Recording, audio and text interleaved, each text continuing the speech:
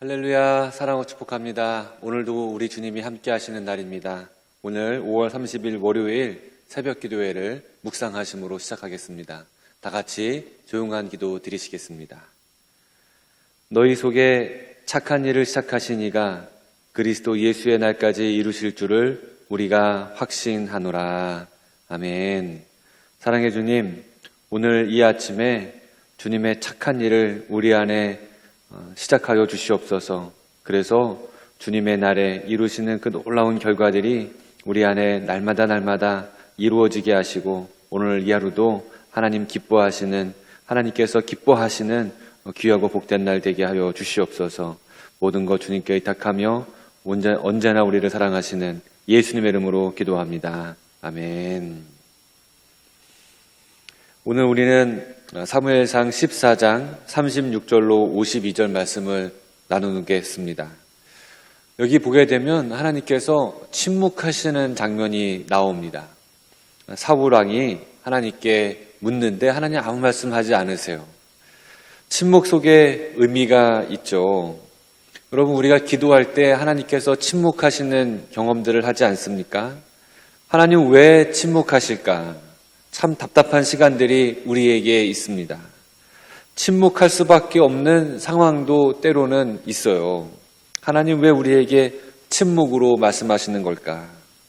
이 문제를 해결하기 위해서는요, 우리 사이에서 있는 침묵을 살펴볼 필요가 있습니다. 제가 제 아내와 대화를 나눌 때 제 아내가 저한테 대답하지 않을 때가 있어요. 침묵하는 거죠. 그런데 그 침묵에는요, 그냥 막연하게 괜히 침묵하는 게 아니라 뭔가 제가 잘못한 게 있어요. 그래서 저하고 제 아내의 관계가 단절되어져 있을 때 침묵이 흐르게 됩니다. 여러분, 이 단순한 침묵이지만, 아무 말도 없는 상황이지만 그 침묵 속에는요, 메시지가 담겨져 있어요. 뭔가 제가 잘못한 것이 있다든지 아니면 제 아내가 뭔가 서운한 게 있다는 거죠. 하나님의 침묵은 더 중대한 메시지가, 더 큰 의미가 담겨져 있습니다. 하나님이 우리에게 침묵하실 때가 있는데 그때 하고 싶으신 말씀이 있으신 거예요. 어쩌면 하나님은 이 침묵을 통해서 우리에게 더 깊은 메시지를 던져주시는지 모릅니다.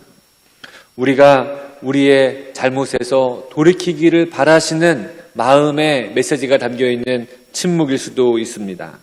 뼛속 깊숙이 회개를 요청하시는 거죠. 때로는 침묵을 통해서 전적으로 하나님의 뜻에 순종하기를 원하실 때도 있어요. 우리가 신앙생활을 제대로 하기 위해서는 하나님의 침묵을 깊이 이해할 수 있어야 합니다. 사울이 블레셋 사람들을 치려고 할 때 하나님께 묻습니다. 도망가는 블레셋 백성들을 계속 추격할 것인지 아니면 이 싸움을 여기서 멈춰야 할지. 그런데 그동안 응답을 잘해 주시던 하나님이 사울이 묻는 이 질문에 아무런 응답을 해주지 않으시는 거예요.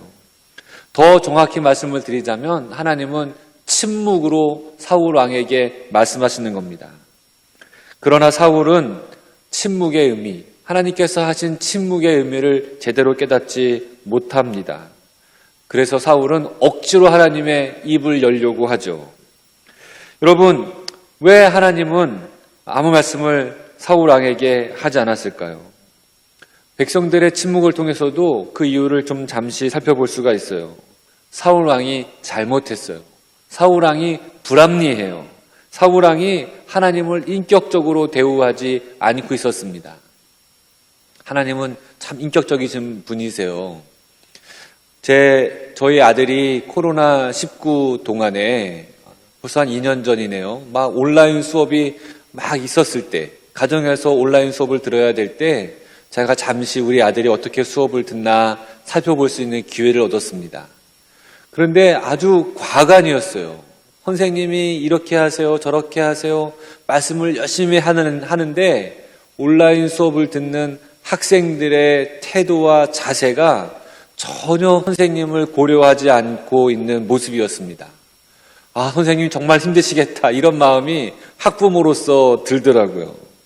선생님은 열심히 무언가 하시려고 하는데 학생들은 컴퓨터 켜놓고서 딴짓을 하기 일쑤였습니다. 뭐예요? 화면 뒤에 있는 저쪽에서 온라인으로 접속하고 계신 선생님의 인격을 무시하고 있는 것이죠. 가르치시는 선생님, 그 선생님을 어떻게 대하고 있는지 학생들의 모습을 보면서 생각을 해보게 되었습니다. 여러분, 우리가 기도 뒤에 계신 하나님을 무시하면 안 돼요. 기도 뒤에서 우리의 기도를 듣고 계신 하나님을 우리가 인격적으로 대할 필요가 있습니다. 사울이 블레셋과의 싸움을 할 때였어요. 백성들이 블레셋과 싸울 준비가 안 되어 있었습니다.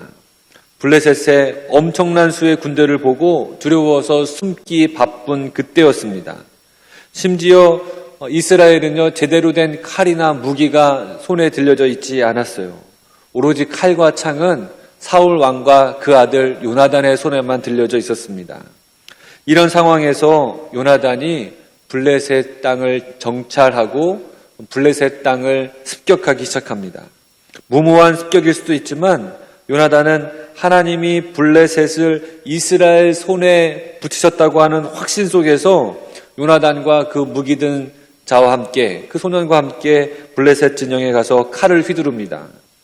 블레셋의 군사들은 요나단 앞에서 축풍 낙엽처럼 엎드려집니다. 마치 고양이 앞에 생쥐처럼 블레셋 사람들이 무너져 가는 거예요. 이 습격으로 블레셋 진영은요, 공포에 떨었고 땅마저도 떨 정도로 큰 떨림이 이 블레셋 진영에 있었습니다. 사울 왕이 멀리서 이 장면을 목격하게 됩니다. 급히 병사들을 모아서, 백성들을 모아서 블레셋 진영으로 가보니까 난장판이에요. 블레셋 병사들이 서로 자기들끼리 죽이고 있는 겁니다. 큰 두려움 속에서 서로 자기 친구들을 찌르고 있는 거예요. 사울이 이 전장에 참여해서 블레셋 군대들을 치기 시작합니다. 그렇게 전투가 한창일 때 사울 왕이 백성들을 모아서 맹세시키는데 전쟁을 마칠 때까지 금식하라고 하나님의 이름으로 내려진 무모한 맹세를 시키고 무모한 명령을 내립니다.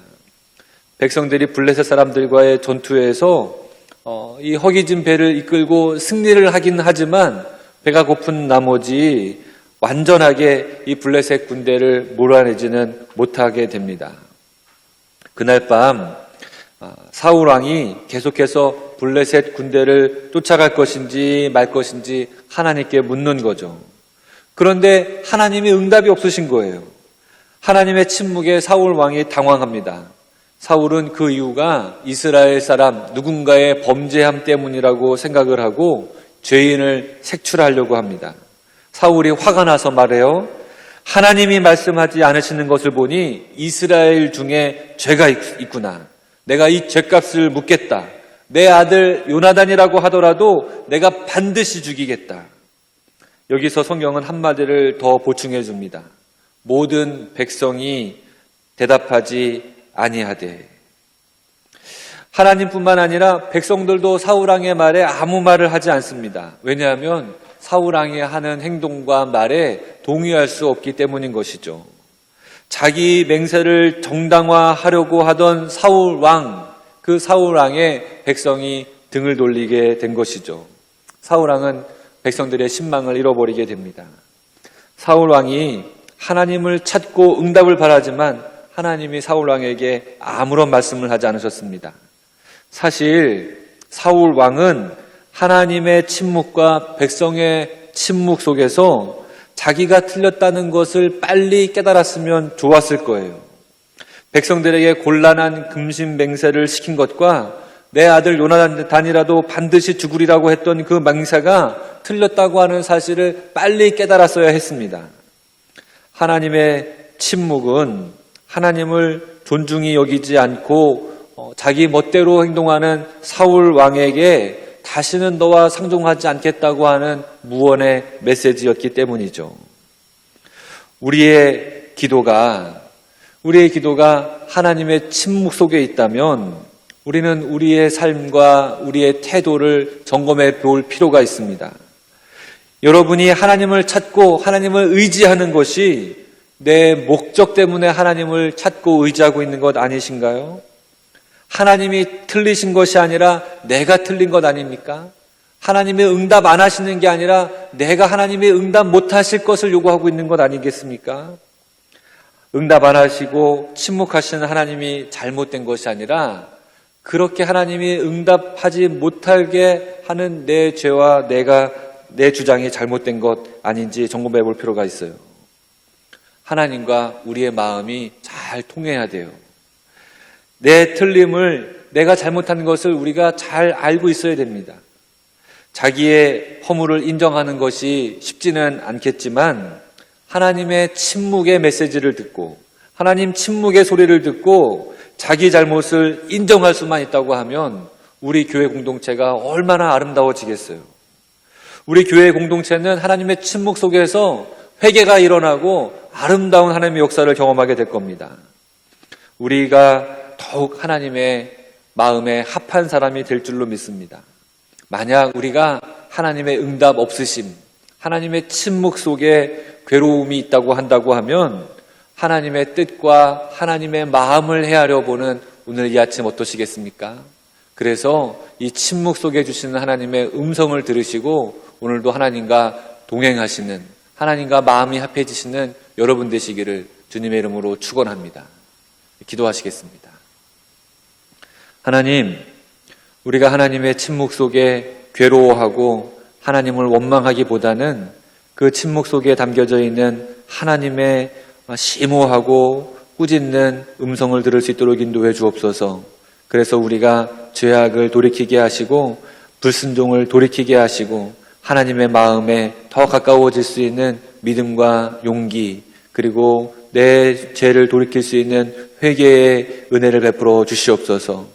오늘 이 하루도 주님 의지합니다. 우리 마음에 하나님 마음을 부어 주시옵소서. 오늘도 우리의 삶에 함께 하시는 예수님의 이름으로 간절히 기도합니다. 아멘. 여러분, 오늘도 말씀 속으로 들어가시기를 축복합니다. 우리가 밤에 블레셋 사람들을 추격하여 동틀 때까지 그들 중에서 탈취하고 한 사람도 남기지 말자. 무리가 이르되 왕의 생각에 좋은 대로 하소서.